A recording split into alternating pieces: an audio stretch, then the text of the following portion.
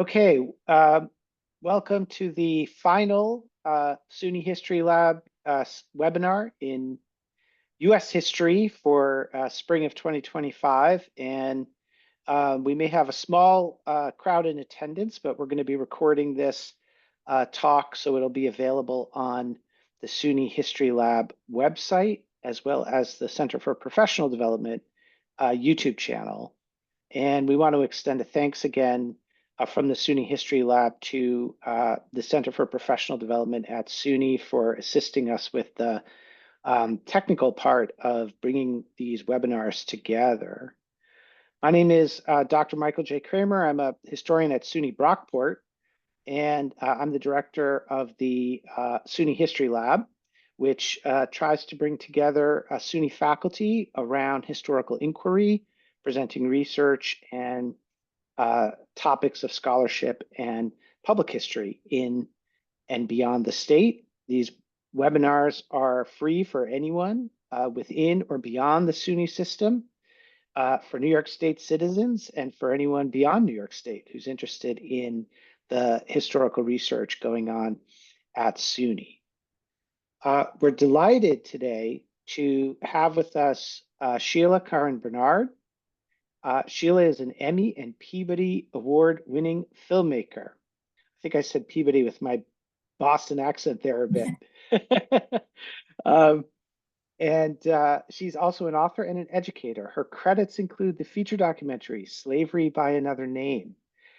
She was a recipient of a 2021-2022 NEH Public Scholars Award, and she is a professor in SUNY in the University at Albany, SUNY University at Albany's Department of History, and the director of its graduate program in public history. She has just published really wonderful work of archival detective research and new information and new arguments about the musician Huddie Leadbelly Ledbetter in a book titled Bring Judgment Day, Reclaiming Leadbelly's Truths About Jim Crow's Lies. And this is published by Cambridge University Press, I believe, and out in 2024. It's a wonderful book, and today Sheila will be speaking about challenging the Leadbelly mythology. Thank you for joining us, Sheila. Thank you, and thank you to Michael Kramer. Thank you to you, Michael, for the introduction, and to Kay Harrison for her help. I'm going to briefly introduce the book and then read a short excerpt from the, and an abridged excerpt from the introduction to kind of give a sense of what the book is about. So Bring Judgment Day explores the early life of renowned musician Huddie Ledbetter, who's better known as Leadbelly, in the years up to and including the 6 months in which he traveled and performed with white folklorist John Lomax. Lomax, born 2 years after the Civil War, was in his mid-60s. Ledbetter, born in 1889, was in his mid-40s. They met in 1933 when Leadbelly was in the Louisiana State Penitentiary at Angola, and Lomax and his teenage son Alan first recorded him. So the book is framed around the 6-month period in which Leadbelly and John Lomax were together. During the final 3 months of 1934, they toured the South, especially Southern prisons, collecting what Lomax considered authentic Negro folk songs. And then for the first 3 months of 1935, they headed north to try to launch Ledbetter's recording career. A year later, John Lomax and his son Alan published Negro Folk Songs as Sung by Leadbelly, in which they included what they called an autobiography, purportedly in Leadbelly's own words. So this is just a little bit from the introduction. What is especially troubling about the Lomax's framing of Huddie Ledbetter is that by casting one man as the violent center of the narrative, they erase the context of racial terror that marked the economic and political dominance of white Southerners in the decades following the Civil War. It was Ledbetter's personal traits and actions, the Lomaxes argued, and most audiences accepted this as fact, that led to his repeated incarceration. Conversely, it was the Lomaxes' personal traits and actions, and not any sort of privilege or the exclusion of others, that made them deserving of the opportunities and advancement that they and millions of other white Southerners enjoyed in education, housing, and employment. This erasure can be found in liner notes, articles, books, and websites up to the present day, even those intended to celebrate Leadbelly. It is true that Hoodie Ledbetter spent several years in captivity. He served on a county chain gang in 1915 in Texas and was incarcerated in state penitentiaries in Texas, 1918 to 1925, and Louisiana, 1930 to 1934, and in jail at Rikers Island in New York City, 1939. But without historical context, even those who celebrate Ledbetter's ability to survive his time in these brutal institutions are robbed of an opportunity to understand not only the performer, but also the nation in which he came of age. At the same time, to write a biography of Ledbetter's early life without acknowledging the Lomaxes would be a mistake. It's the Lomax narrative that has defined Ledbetter for the better part of a century. Reporters, radio producers, motion picture executives, academics, and the general public willingly went along with what historian Hazel Carby has described as, quote, the political project of the Lomaxes, which was to cast the black male body into the shape of an outlaw. John Lomax intended to recover an unadulterated form of Black music, and in the process actually invented a particular version of Black authenticity, unquote. In addition, some of the Lomax's writings can be verified and proved useful. Where their book seems most aligned with Ledbetter's past, it's when he talks about music, storytelling, and good times with family and friends. Where it's often demonstrably false, it's when he's quoted describing terrible acts of violence, almost always against his own people, as the Lomaxes put it, as if to reassure white readers. Certainly some of this was Ledbetter himself being selective, understanding, as did the Lomaxes, that any charge of violence toward whites would end the possibility of a national career. Ultimately, though, this book is Ledbetter's. The Lomaxes, for better and worse, played an important role in bringing his music to new audiences, but it was Ledbetter himself who rose to this opportunity and challenge, as he had so often in the past, and then moved beyond it. As a performer, he was a link between the past and the future, a collector and promoter of America's tremendously diverse musical heritage, and an innovator whose creative drive played a vital role in shaping the foundation not only of modern American culture, but also of world culture. To truly understand that culture, a fresh look at the early history of this important musician is essential, today more than ever. As political pressure is building to limit and even criminalize efforts to teach evidence-based history of the nation's past, a book that re-examines the life and legacy of Hoodie Ledbetter in the broader context of the United States political, social, and legal systems is especially timely. So I'm going to start, let me just share my screen. And I just want to talk through some of these.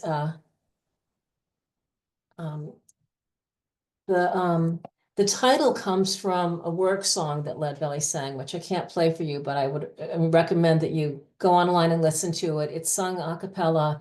Old Hannah is the sun, and you could imagine people, these prisoners, the Angola and the central state where he was, Sugarland in Texas, are both these massive prison farms that are built on the sites of former plantations, and in many ways look and operate almost identical to how they had operated back when they were plantations. Old Hannah is the sun, and basically it's this, lament, like go down, and if you have to come back up again, bring Judgment Day. And there's another verse that says, if you do rise in the morning, set the world on fire. So, is it playing? I'll stop it. Just as a quick, for those who did you hear it this time? No.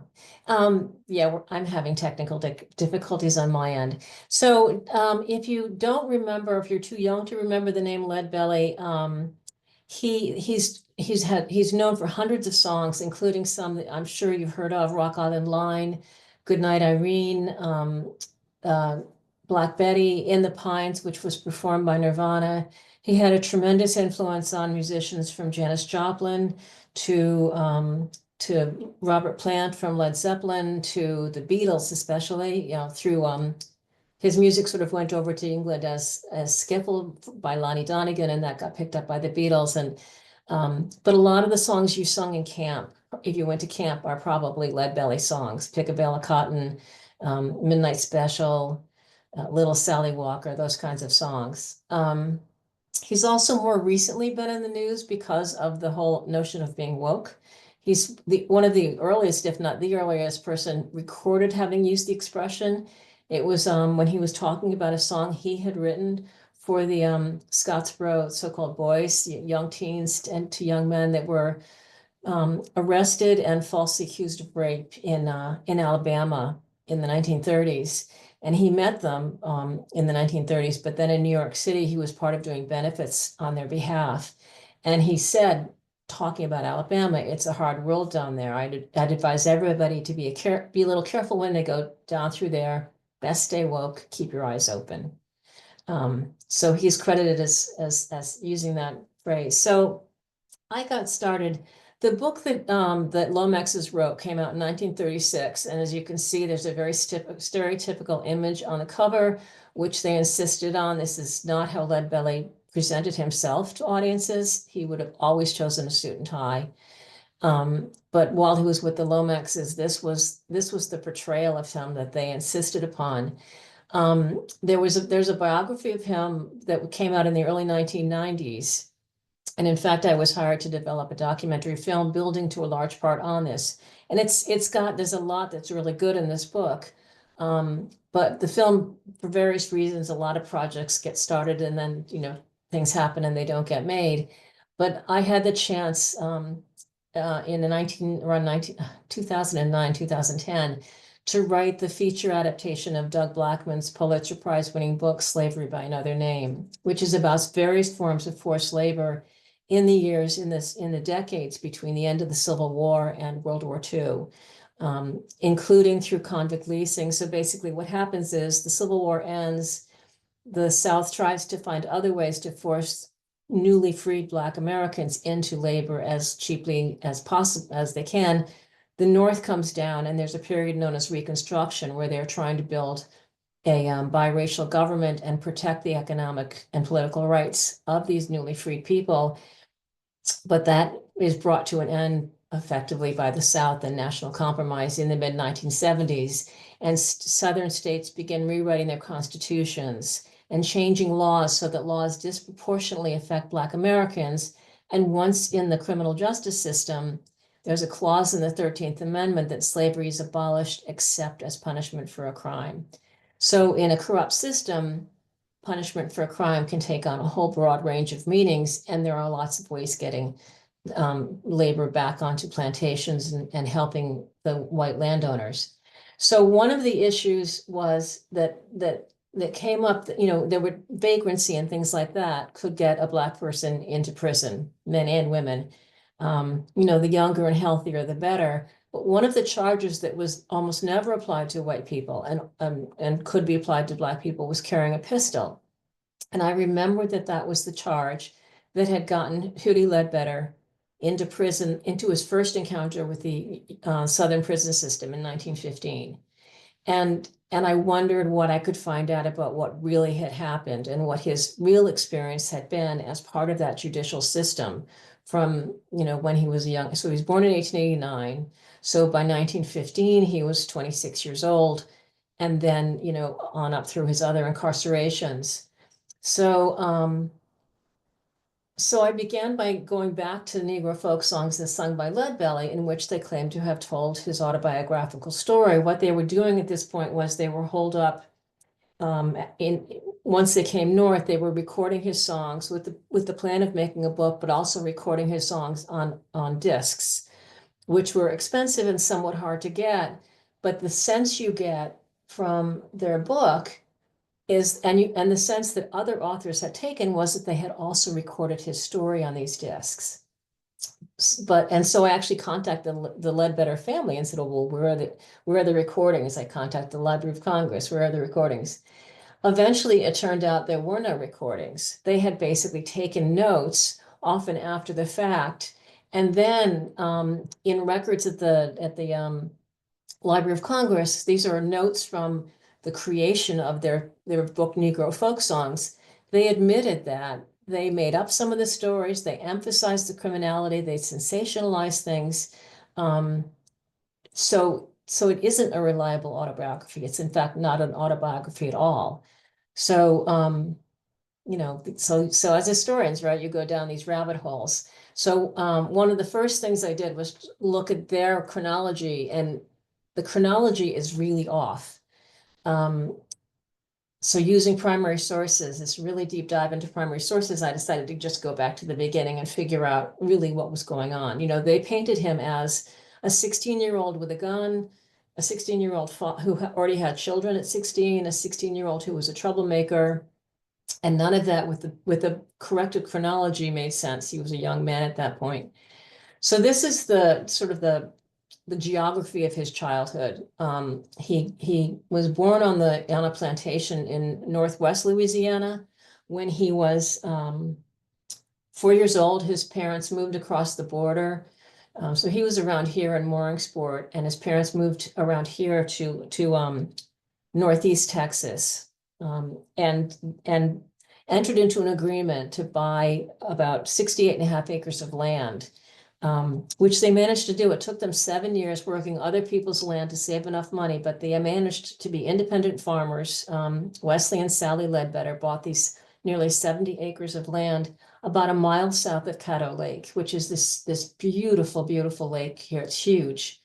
And so by 1904, the land was theirs. In 1906, oil was discovered on Caddo Lake, and that's not an insignificant detail, but I'm not going to go into here. But otherwise, it was a regular childhood. So this is not their farmland, but it's about the size of 70 acres. And you have to remember that this would be pretty much uncleared land. It was a huge amount of work to clear it.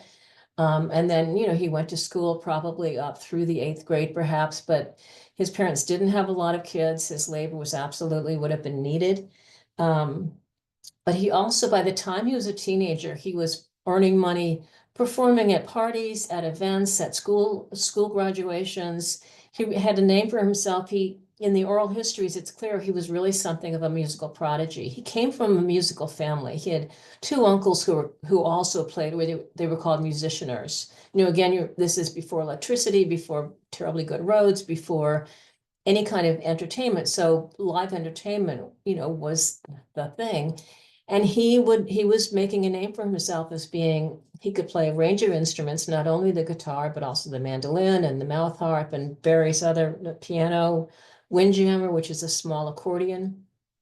So he was in demand, and he would travel from site to site on this horse that he loved named Booker, and carried a pistol for self-defense, as did many people, because again, it's a long, long stretches between locations and farms, and not a lot of protection.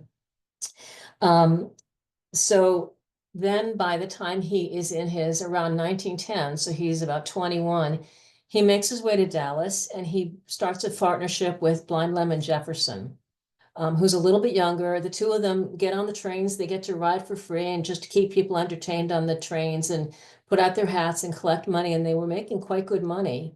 Blind Lemon would go on to become a fairly big recording star in the 1920s. And so this is, I love this portrait of Leadbelly. It's in a studio. They're both studio portraits, but different studios. And he's posing in what he called gun tap dancing. He was probably holding the cane like rat-a-tat-tat. He was apparently an amazing, amazing dancer, but there's no footage of him dancing. But what happened was, in 1915, he traveled back down south from Dallas back to his parents' farm. So this is the 50th anniversary of Juneteenth. These are not images this is from 1900, this is from 1905 in Virginia. But Juneteenth, the 50th anniversary, would have been a big deal, and he would have been in a lot of demand to play at parties.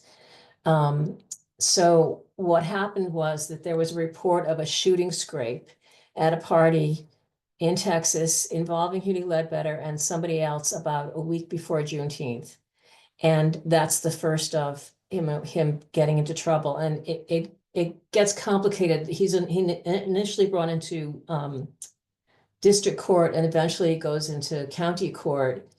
It's very suspect. So what happens is, 2 days before he's even indicted, a white law firm convinces his parents to turn over 30 acres, almost half of their land, to defend their son. the guy who's the head of the jury is this guy who witnessed his father's signature.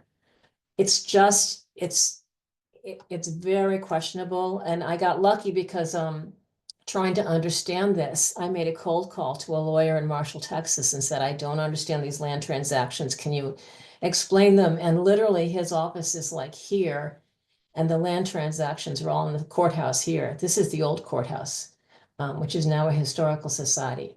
But it turned out there had been three different things. The witnesses, there was the grand jury, and the person he had allegedly tried to kill showed up and was interviewed a few days later. So how serious his injuries were is questionable. The district case disappears, and they go after him twice for carrying a pistol. So he ends up on a Harrison County road crew, which again, in the historical context, this is what it would look like. So they're in literally cages. It's almost the way you transport livestock. There's maybe a hole in the center of the floor for a toilet.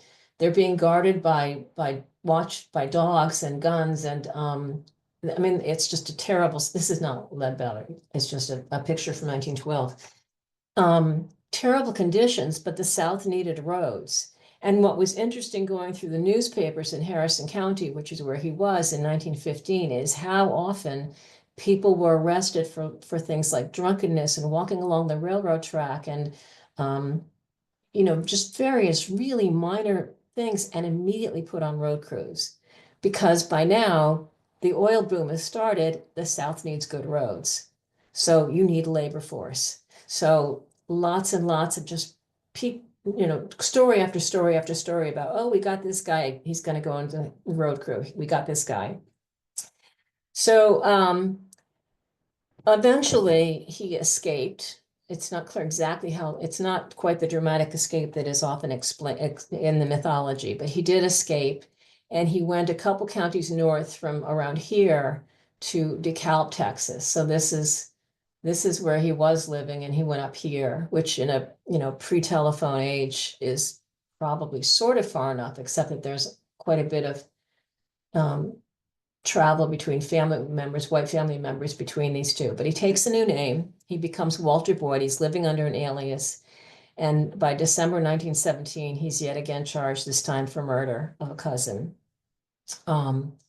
So I won't go into too many details about that, but basically, it is questionable, and I have court records and things like that. And partly the reason I have records is because a white law firm, pro bono, defended him for 6 months trying to get this charge dropped, which in itself suggests that maybe there was some not kosher legal work going on.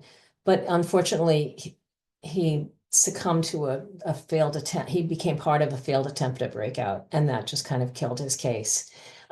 These are people, this is a woman who had done a lot of oral histories that she gave me. She had conducted a bunch of oral histories. That's one of the nice things about, as you said, detective work, is you run into these people like that lawyer in Marshall, or this judge in DeKalb, Joni Haldeman, who had been curious about Walter Boyd, AKA Ledbetter, and done oral histories in the 1980s and early 90s with some very elderly people in the DeKalb area, some of whom remembered him, some of whom had heard stories about him.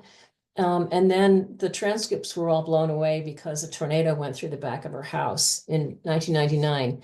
So she gave me these cassettes, and I got a small grant, and some of them were very hard, they've been damaged and stuff, but I got a grant from the Summerlee Foundation in Texas to spend some time, and eventually that will be donated to the Portal to Texas History.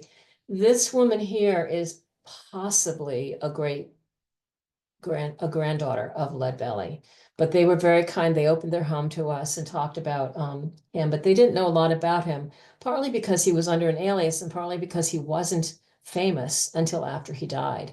So people didn't necessarily make the connections. But what Joni Haldeman, the judge, also had was this amazing farm ledger book, which all of the people that were out on the night that this guy, his cousin, was killed, were there. And, it's just one of those cool things. Again, the detective work, it's just cool to get your hands on a ledger book from 1915, 1916, and to find people's names. And these are the cassettes. This is the jail he was held in Boston, Texas, which is now just a wreck.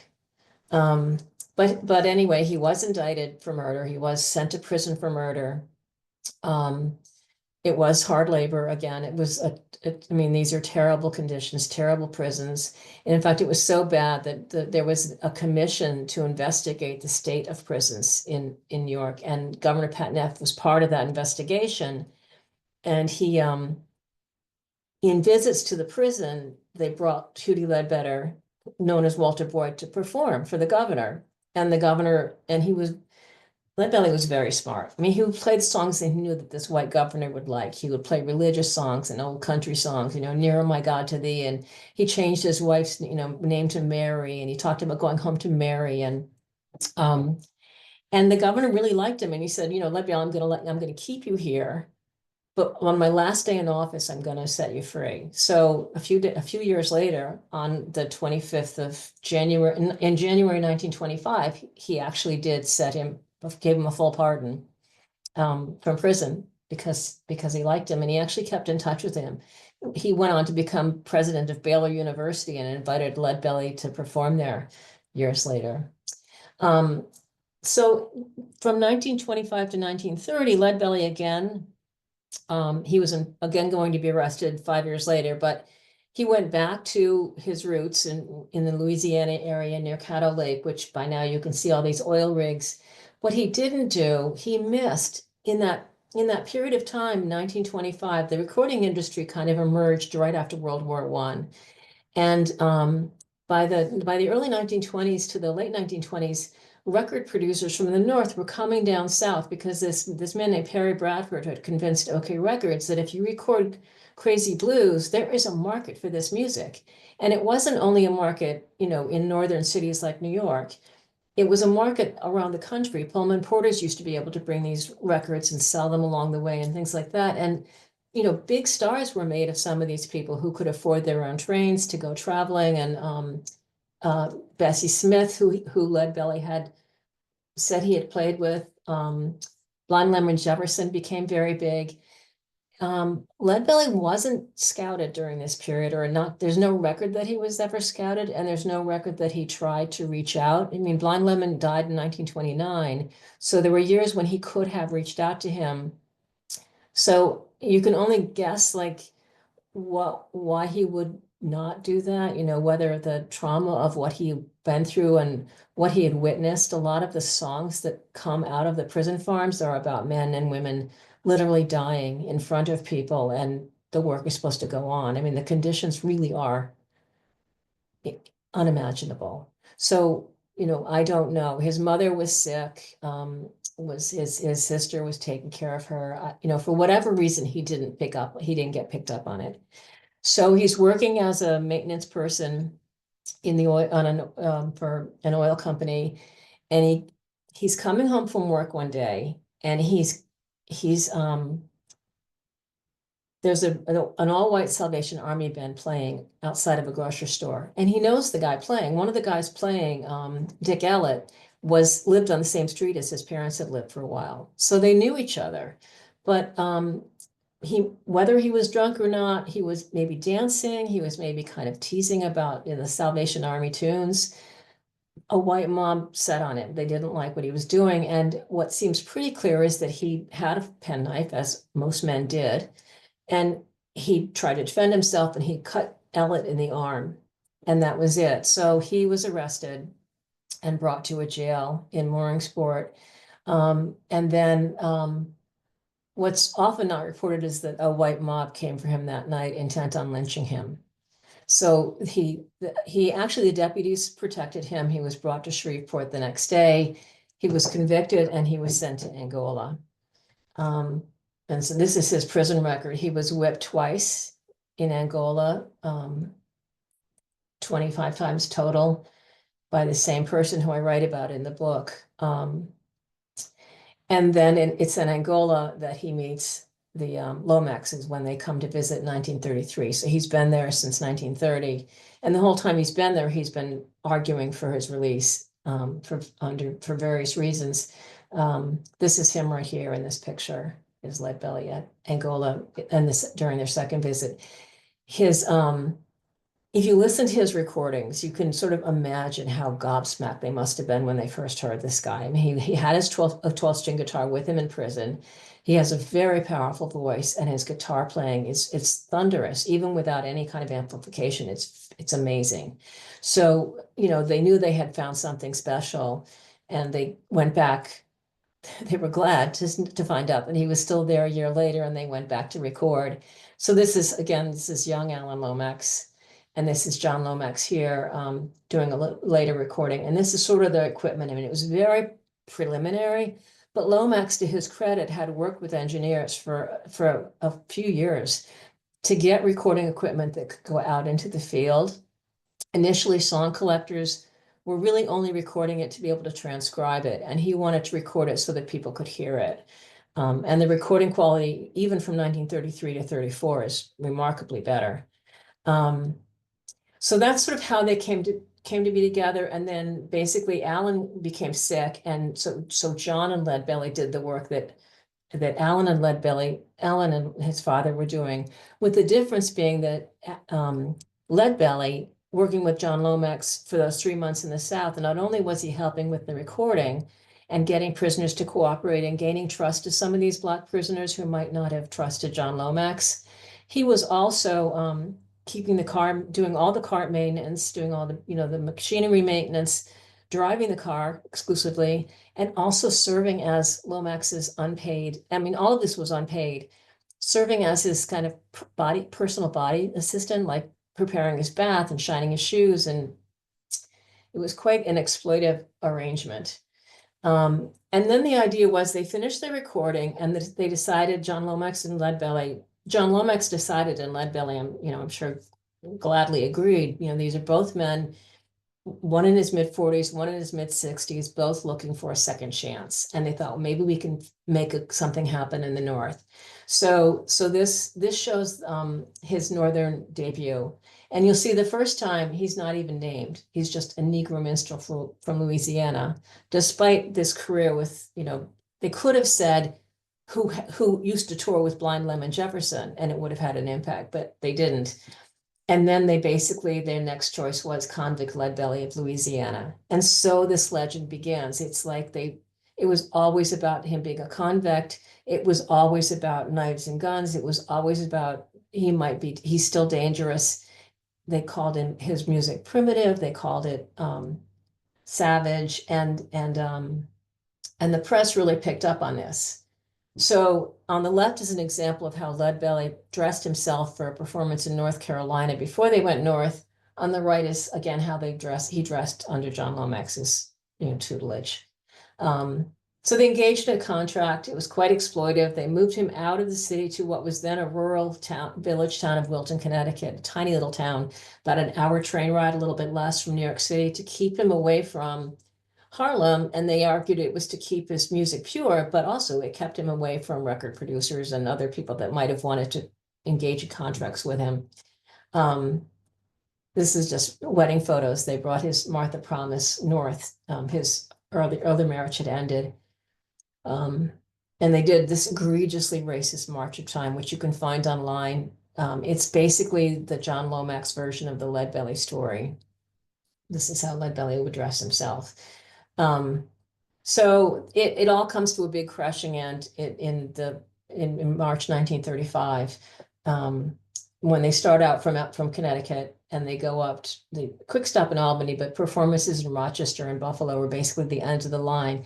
During this whole period of performing, Lomax is controlling the purse strings. He's doling out money to Leadbelly only on an as-needed basis every day. And so also when the Lomaxes stay in a nice hotel, Leadbelly has to find a rooming house somewhere. And, it's just, he's treating Leadbetter like a child, basically, a child who's doing all the work, but he's also treating him like, you can't be trusted with money. You'll just go drink it. And at this point, Leadbetter's a 46, 47-year-old man, and he's just done.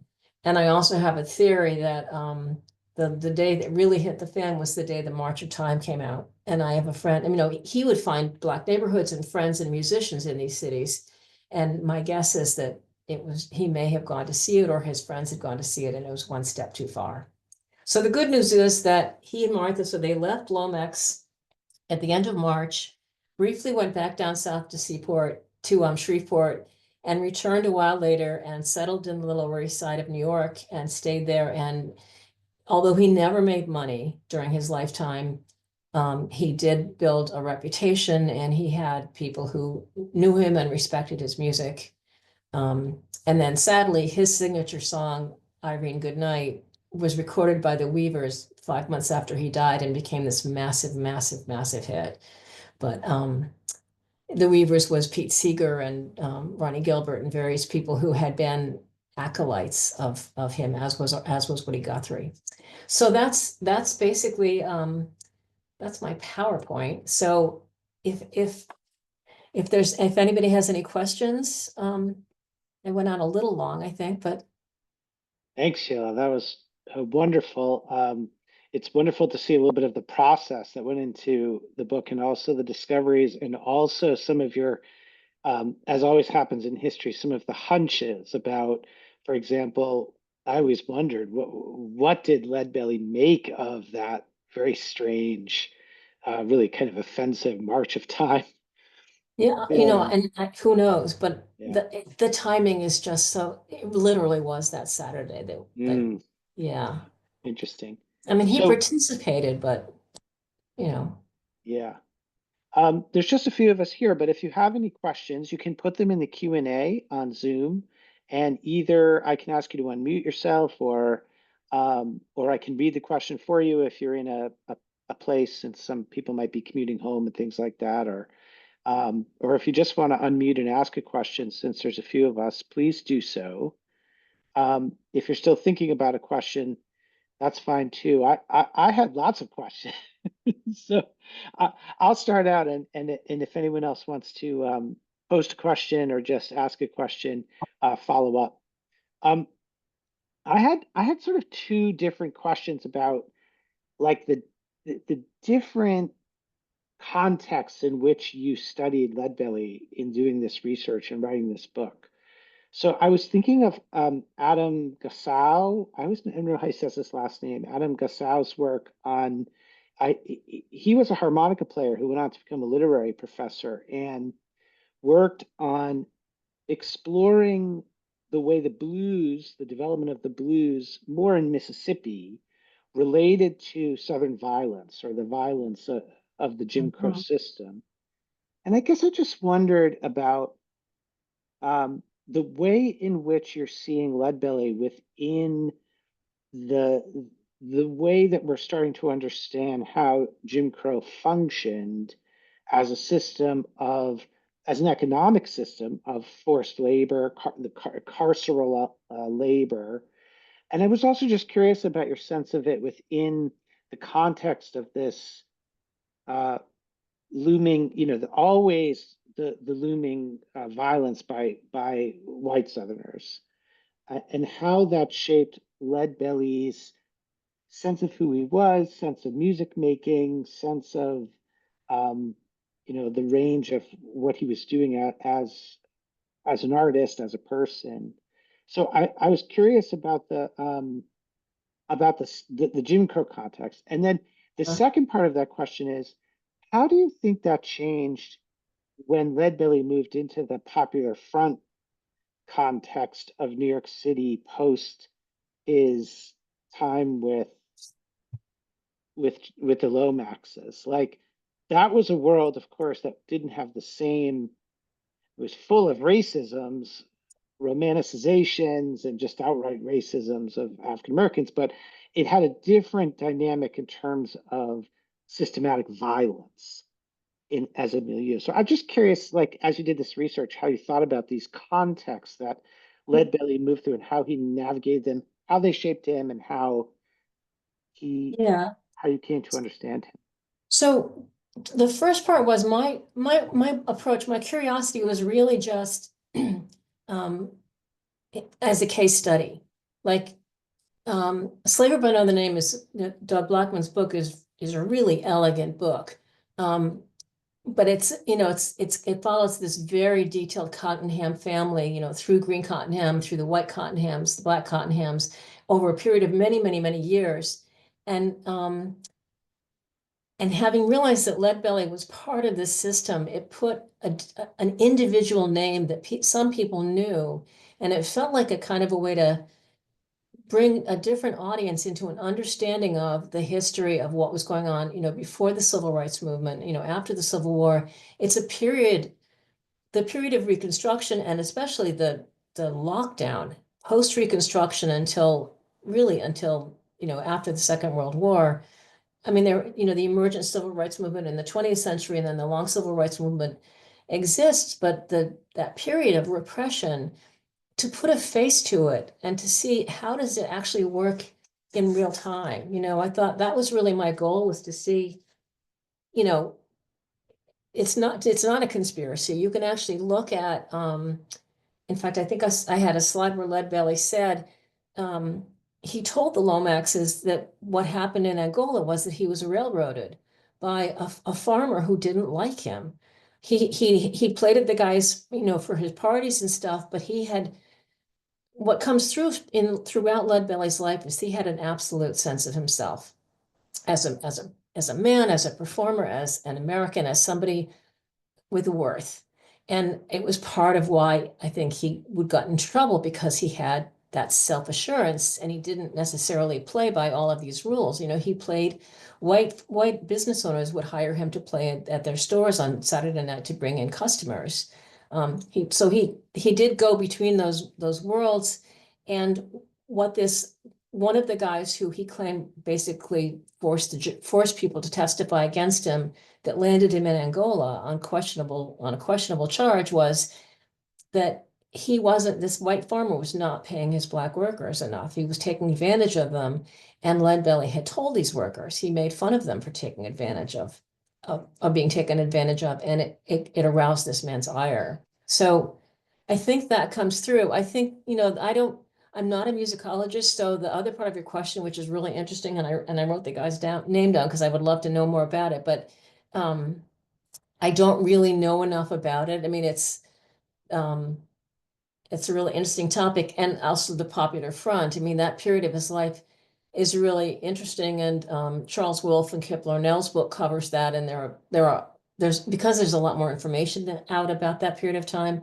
You do get a sense that he's pragmatic. He wants to play. He wants to perform. He wants a community of performers. His apartment, his little flat in the Lower East Side, was a gathering place for musicians. Sonny White, Brownie McGee, Woody Guthrie, Pete Seeger, and he wrote Bourgeois Town about being in Washington, D.C., for example, and being treated to Jim Crow there. And he stayed woke. He was woke. So I mean, he was aware of what people's limits were, but he also, I don't know. I really can't speak to him personally, but the sense I got was, um, he just really loved American music and loved musicians and was part of the scene. That sense you gave from your research of his the way he was formed as an individual, I think also connects to me to how you described his sound, which was such a nice way of describing the power of his playing and singing. I mean, there's something there Yeah. to me of the person that There's you're. also there's a concert he did in Texas, not too long before he died in 1949.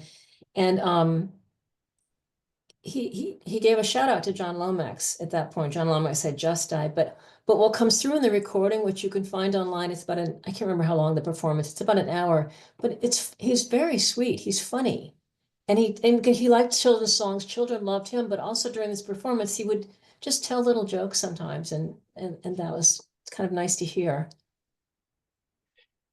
Yeah, so that's interesting too. And I always think of those children recordings, and that from that uh, always cut against, in a way, the way John Lomax tries to position him as a figure. I always wondered if he was interested in doing that partly I mean, out of repositioning who he was and how he was being perceived, perhaps as a, It was who he always was. We have some yeah. oral histories with his nieces who he lived with for a while before he was arrested in DeKalb. And, they just remember him. He played at picnics. They called it dinner on the beach, I guess. They would go to Caddo Lake and eat meals and stuff. And I mean, they just adored him. And he came from a whole family of musicians, and they would play Mm, for family. So I think partly, I mean, they remembered the songs that he had sung to them when they were just little kids. So I think he just really liked little kids. And, he had two daughters shortly after he was married when he was in his 20s, not as a teenager. He did have some kind of relationship with somebody he'd grown up with, not his wife. And they had two girls, but he stayed in their lives. The younger one, they're about a year or two apart from each other. And the younger one died in the 1920s when he was free from prison. She died of an abortion when she was just a student. She was only 15. And it looks from the oral histories like he went to her funeral. I mean, he other children that are attributed to him, it's not clear he was even aware of them. I'm not sure. mm. So Laura Wittern Keller asked a question and just wanted to know, and apologize if she missed this, but how did Leadbelly react to the characterization of him as a quote convict, if you know? Um, I don't know. I mean, he may have trusted Lomax, that Lomax had, I mean, it was certainly working.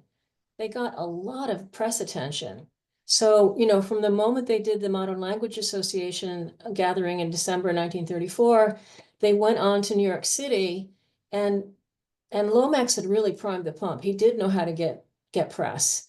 And so the press was Sweet Singer of the Swamplands, here to do a few tunes between homicides and things like that. It was sensationalist press, but it was press.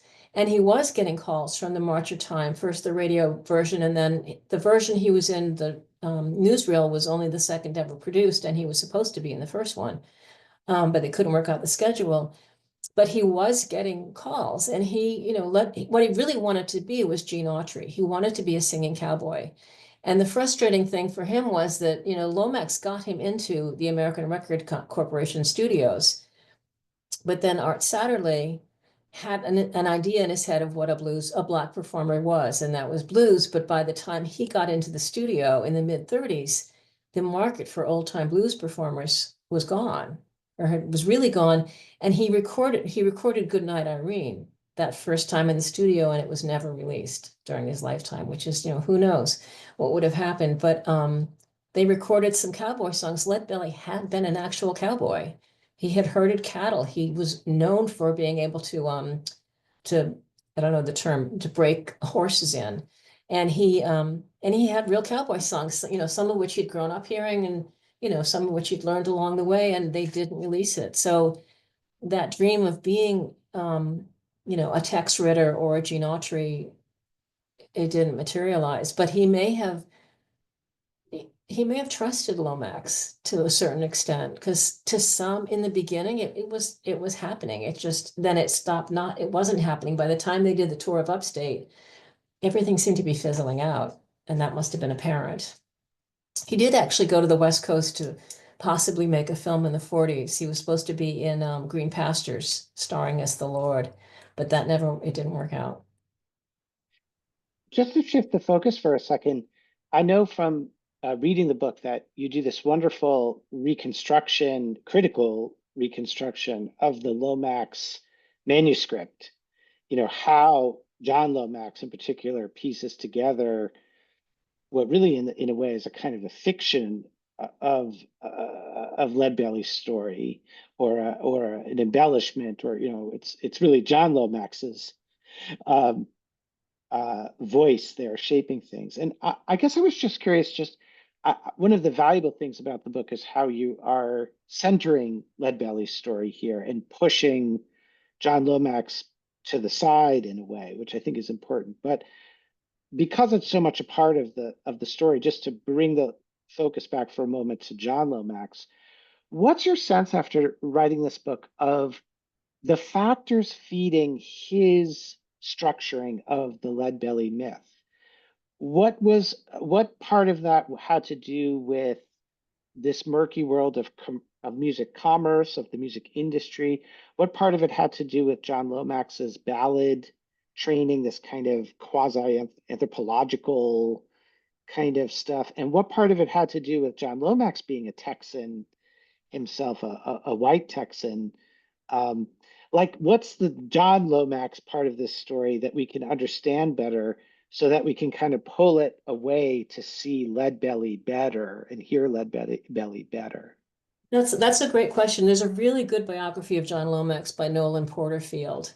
And one of the things he talks about is that so Lomax got a graduate degree in Texas, but then he also spent a year getting a second graduate degree at Harvard, studying under people who were very old school in terms of race. And I mean, even in the 1930s, Lomax's views on race were already way out of date. Alan Lomax changed over the years, but I mean, he didn't share his father's views even then, but he deviated even more.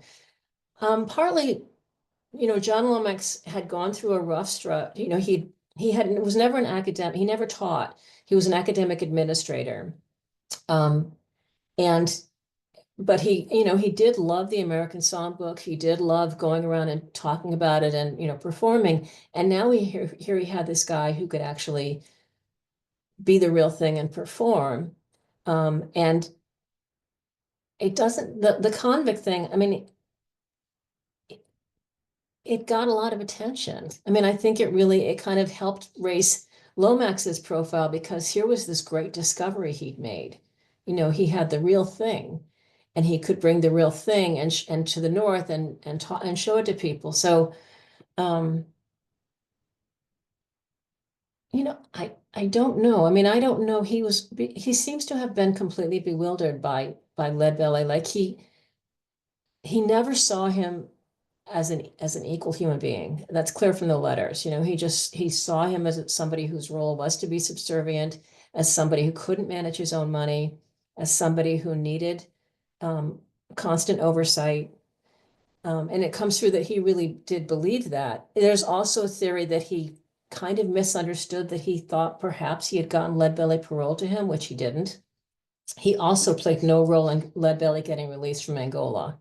And he let people believe that for the rest of his life.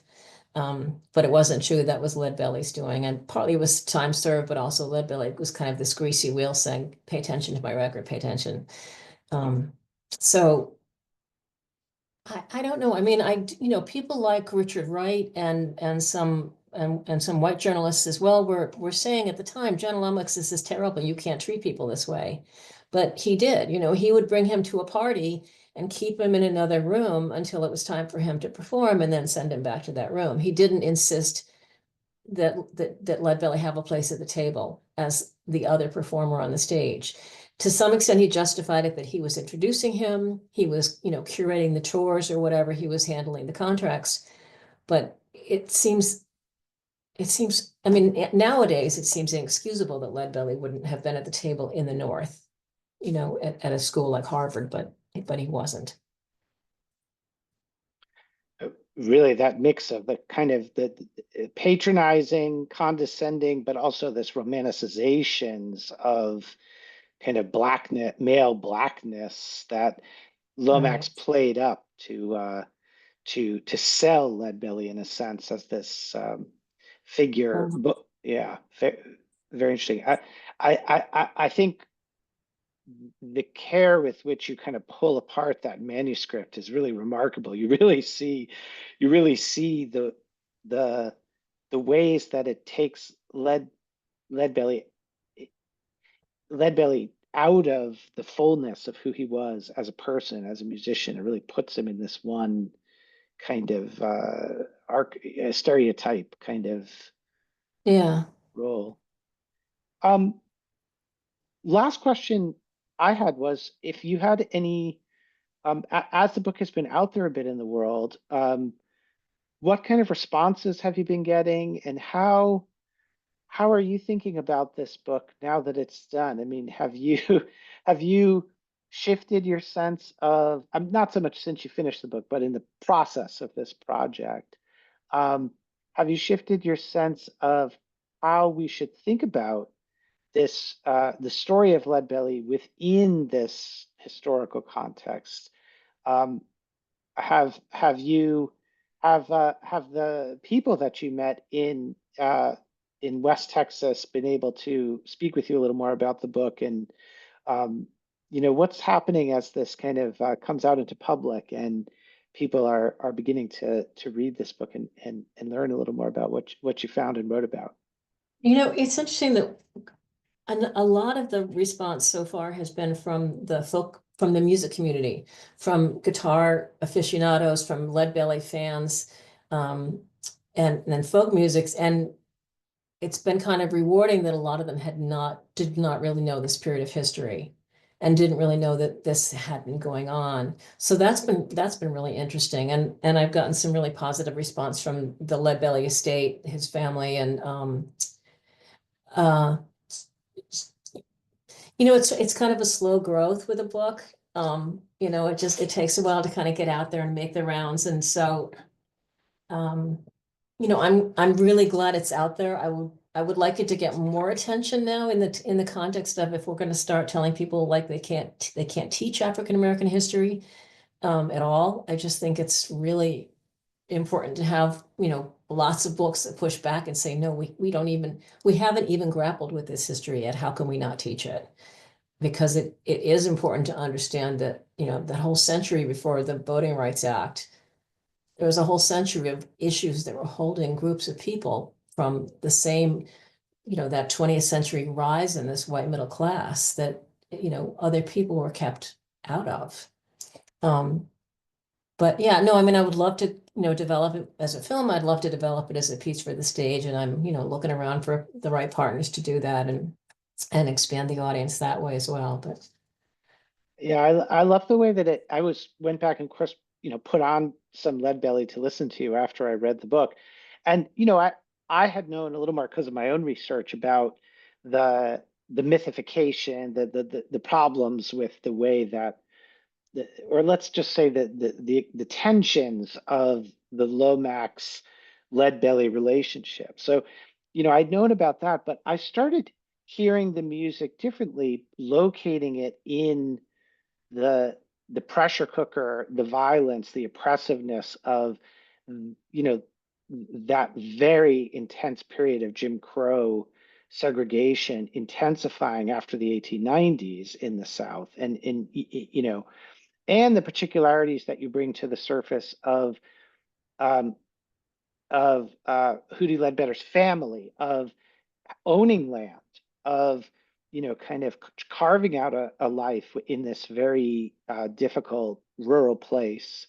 You start to hear the songbook of Leadbelly's a little differently when you connect it up to that more accurate yeah, historical context, then hearing it within, all the very kind of powerful, lasting myths of being pardoned and so on. And right. it makes it just as, I mean, if not more wonderful to hear the music and to hear him performing it and the different ways he goes at the songs and so on within the way you've pieced together that the social history, the context, the background of that story. Yeah, I love that. Thank you. I mean, the other thing I should, before we go, just give a shout out to archivists and libraries. And, it's amazing what is out there, but also invariably you go to an archive or you contact an archive, and they're so smart and so helpful. And, with people questioning the National Archives, et cetera, at this point, I mean, the Library of Congress, the National Archives, local historical societies, university archives, we need them so badly. So, yeah. It's a good shout out. I guess I had one more question, just to wrap up, that goes kind of methodologically, career wise, as a public historian and someone who worked a lot in film. Um, What was it like writing this book as someone who had done more work with the audiovisual realm, the documentary film world? How did you find it moving into, the kind of the monograph world? I so love that question. I just kept saying to my colleagues at the University at Albany, how do you guys do this? Because so writing a documentary film, you start from, even with like starting with a book like Slavery by Another Name, you're still reading a lot of other books and you have academic advisors, but you also have collaborators from day one. And so, you know, I had a visual, there were people doing visual research and feeding it, and there were people doing, I could hire people to do fact checking if I needed. And, but you're also not starting from scratch. Like you're working on other people's digested work that, they've spent 10 years doing or 20 years or 5 years doing. Um, and then you crafting it into a visual story that will play to hopefully a broad public.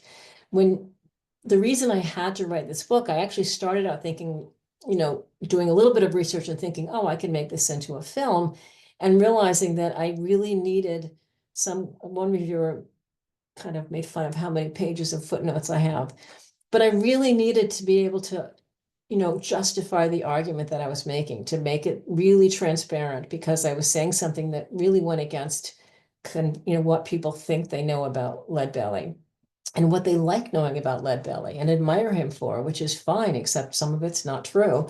And so it really had to be a book first. It had to be all, I needed to make sure I had really supported what I was saying, and even the questions I was having about should he have even been at Angola. And so it's not just, you know, I don't know, making it saying he shouldn't because I happen to like him as a performer, so, but really making an argument, an evidence-based argument. So, which you do in film, but your evidence is drawing from other people's heavy research. So, and it was also, it's a much lonelier process. And I really admire, I mean, I already admired my colleagues, but I just really admire the work that historians do, and just it's like breaking virgin territory. You just gotta cut down those trees and, dig those wells for the first time. And that's a terrible analogy, but it's hardcore work. But I was There, really lucky. Another shout out. I was very fortunate in the last 2 years of doing it. As you noted, I got the the uh, the award from the National Endowment for the Humanities to spend a year, and then I had a sabbatical and could spend the following year. So I had 2 solid years that I could really just focus on writing, because structuring this story I found challenging. But yeah, so those last 2 years were just really intensive. But archivists and grant officers, two very important people that two very important we're groups of people. we're in solidarity with these days, I think. Yeah, And also, yeah, I was struck in reading the book, in these days of kind of converging forms of history, as some historians who really, train to write monographs and articles begin to explore online writing or podcasting and so on. And as someone like you from your background moved over into, really writing a kind of proper monograph, um, that there is some more exciting work to do in thinking in these multimodal formats about how we relay accurate empirical history in right. compelling ways. Maybe not so much these forms competing with each other, but complementing each other in ways that allow different audiences, and even the same audience, Yeah, to experience the material and think about the questions and think about the assumptions we bring to them, and think about new ways of understanding the empirical record as best we can, reconstruct it, and arguments we want to make about it, and debates we want to have about it. That this multifaceted approach to history could be a powerful way to think about the way we explore the past. yeah, absolutely. Well, thank you, Sheila Curran Bernard, for your new book and for your presentation here at the SUNY History Lab webinar in U.S. history. And thanks to those of you who weathered our date changes and joined us and asked questions. A nice comment I saw from Laura Wittern Keller, just complimenting your superb research, and Thank you, Laura. I second that. And this video will be up, posted on YouTube. And for those of you who may be seeing it in the future, we welcome any additional questions. I think you're able to post those on YouTube itself, or you can send them to us by way of the SUNY History Lab website. If you just search SUNY History Lab, you'll find our kind of homepage. So thank you again for the presentation, and I hope the book keeps getting out there and we keep learning more about the real Hootie Ledbetter story. Thank you And so much. yeah, thank you. And we'll return in the future and hope to see you at the next webinar. Take care, Excellent. everybody. Thank you.